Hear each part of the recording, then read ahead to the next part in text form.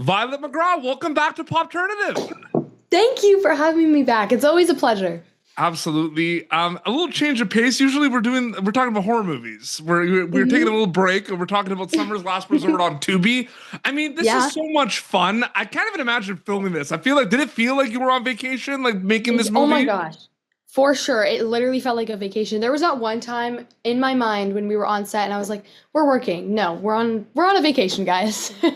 And what's that like when you get the scripts? Because I'm sure you are kind of envisioning like, a vacation and everything and summer weather, but like when you get there, it really sinks in, right? Like what's that like when you're reading it and actually getting there?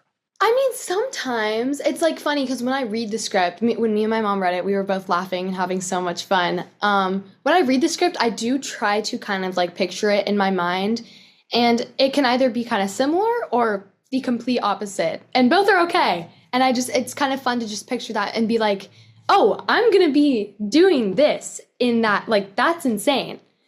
Absolutely. I'm curious about like the conversations, because I feel like conversations with the director and with Sophia and Jared are going to always happen and everything. But like, when do they happen a lot on this project? Are there a lot of kind of preparations, like rehearsals before filming, or are you having kind of constant conversations with them while you're filming this movie? A lot of constant conversations. Honestly, there wasn't that much preparation with Jerry and Sophia being so obviously professional and talented. They made it a lot easier. Dude, I don't know. I don't think there was that much preparation. We did like a table read, but for a comedy, there's nothing like finally going into the scene, being in the environment, and then having the actors around you. It totally helps you get into that moment. For me personally.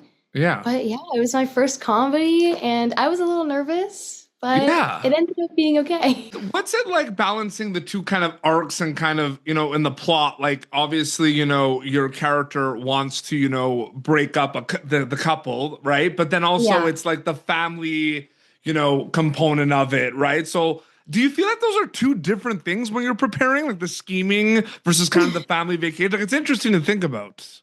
No, it is interesting. They are definitely different, for sure. Did you have to kind of like for the scheming? What was that like, kind of preparing for those scenes specifically?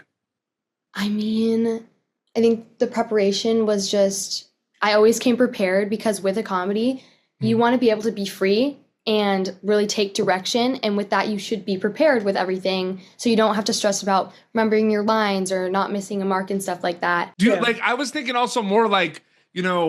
Like, do you have any like playlists you listen to, like things like that? You know what I mean?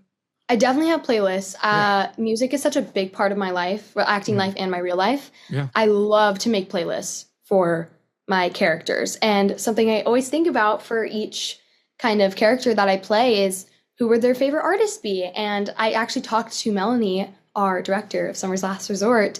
We were like, who would Summer listen to? What would her favorite artist be? And we were both like, Olivia Rodrigo. I was like, oh my God, that's spot on. That is literally Summer. Absolutely. No, so true. And like, I also feel like, you said it's your first comedy you worked on, because I think it's funny because the first interview we actually did, I just thought about it, was not for Megan. It was actually for a Christmas Mystery.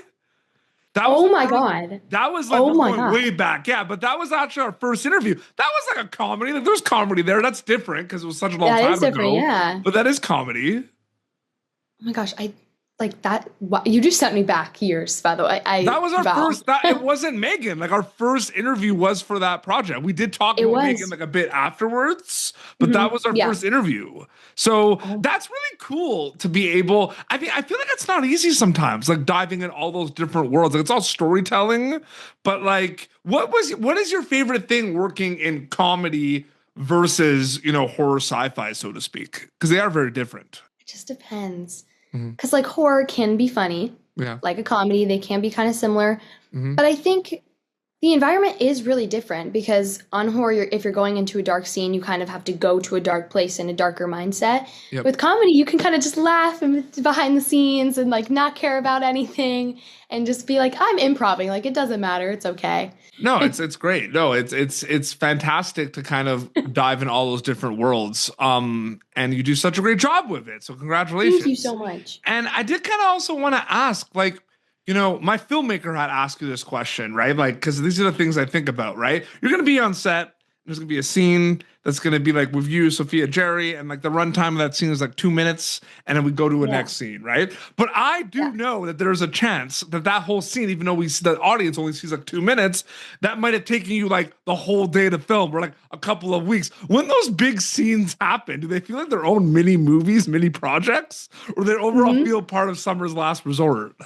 That is very interesting. And yeah, it's funny because a scene that could have taken like 4 to 5 days or even a week to film is like 2-minute scene. Getting back to, like playlists for movies, like there's Apple Music and Spotify. I'm a Spotify guy, and I don't know about you, but do you ever have a situation where like you're listening to a song and then it just goes to like the radio and then like other song recommendations come on that you've never heard of? Do you ever do that sometimes? Like you're listening to a song and then another song comes up and you're like, this is an amazing song. And then you save it to your playlist. That's literally how I find all my music. Oh my gosh. So funny story. Yesterday, me and my sister, we love to get ready during just getting ready. We love to get ready with music playing in the background. Yep. And I played one song that I liked. And then it just gave me this whole long list of these songs I've never heard of. And Maddie was like, Violet, we need to like these and then send them to me. I was like, yeah, I love these songs. What the heck? Yeah. Like, I love finding songs that I didn't even know about. That's what I do. I mean, I'm like, PD Beats was my stage name when I played drums in bands. Like, that's literally where it came from. And it just stayed. Yeah. I did like college radio. Like I was like a DJ for college radio and I was DJ PD Beats. I was playing a lot of metal songs and like, it just stayed, I guess. But like, yeah. Music is like that was my first love, if you think about it. Like I remember going to see a Green Day concert when I was younger, and I was like, "This is my thing." You know what I mean? Last question I want to ask you. This is going to be streaming on Tubi soon. People are going to be able to see it. So, do you feel like you get used to this? Like, you made this movie, you rap, and then you find out, that it's going to come out, and then you do press for it. And like you've dealt with this with the Megan movies as well, and the movies with your sister, like. Are you used to this feeling of a movie like getting out there to the world now, or is it always kind of a surreal, weird feeling every time a new movie comes out? It's like I know it's going to happen, but it's very surreal when it actually is happening. If that makes sense. Like absolutely, it's crazy to think about. Yeah, it's weird, but like, yeah, you're like, the process, especially with those two. I mean, those two Megan movies. I mean, that like the scale of those releases are like never ending. They're crazy. Yeah, they're insane. Yeah, absolutely. Summer's Last Resort going to be streaming on Tubi really soon. They can catch that. You are great in it. Congratulations. So good chatting with you again. Thank you so much for your time. Thank you. We'll be back. Absolutely. Well, this has been Popternative, youtube.com/Popternative previous episodes. Until next time, this is Violet McGraw and PD Beats. Signing off. Thank you for tuning in to Popternative. Make sure to check out our past episodes of Popternative on YouTube. This has been an Autograph Communications production.